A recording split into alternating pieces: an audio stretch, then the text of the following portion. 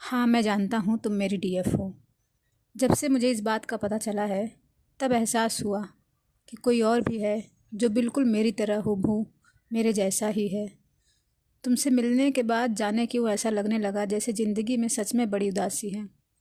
उदास तो मैं पहले भी था, पर तुमसे मिल के बिछड़ने के बाद मैं एक जिंदा लाश की तरह रहने लगा हूँ। तुमने ऐसा क्या किया है मुझ पर? ऐसा लगता है मेरा दिल पहले पत्थर था, पर अब उसमें फूल उगते हैं, उसमें अरमानों की बगिया दिखाई देती हैं। तुम नहीं हो तो कुछ भी नहीं है, पर अफसोस मैं ये सारी बातें तुमसे नहीं कह सकता। मैं मजबूर हूँ। मैं जानता हूँ मैं जैसे ही तुम्हें कुछ भी कहूँगा तुम सब कुछ छोड़ कर मेरे पास आ जाओगी, पर मैं तुम्हें अपने पास नहीं रख सकता। मेरी बहुत सी मजबूरियाँ हैं। ये जो कार्मिक सिचुएशन है वो मुझे जीने नहीं देते, और एक तुम्हारी आस है जो मुझे जीने के लिए ज़िंदा रखती है। मैं कैसे कहूँ तुमसे, और क्या कहूँ? जब तुम्हारे पास आता हूँ तुम्हें हर्ट कर देता हूँ, और मुझे इसलिए खुद से भी नफ़रत होती है। मैं हर बार सोचता हूँ कि कुछ ऐसा करूँ ताकि तुम खुश रहो, और तुम्हारी खुशी के लिए ही मैं तुमसे दूर जाता हूँ।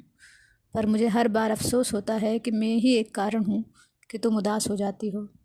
मैं कुछ ना कुछ ऐसा बोल देता हूँ कि तुम्हें हर्ट हो जाता है। कभी कभी तो मैं सोचता हूँ तुमसे बात ही ना करूँ या तुम्हें देखूँ भी ना, पर जाने कौन सी डोर है जो मुझे तुम्हारी तरफ खींचती जाती है। जब से तुमसे मिला हूँ आज भी हमारी आखिरी मुलाकात को अच्छे से याद करता हूँ। कभी अकेले में तड़पता हूँ तो कभी तुम्हें याद करते हुए मचल जाता हूँ। कैसा एहसास है कभी समझ नहीं आता। तुमसे किस तरह बात करूं, कैसे मिलूं? मिलने की इच्छा तो होती है, पर कैसे मिलूं? तुम्हें नहीं पता, मैं अपनी माँ का सबसे लाडला बेटा हूँ।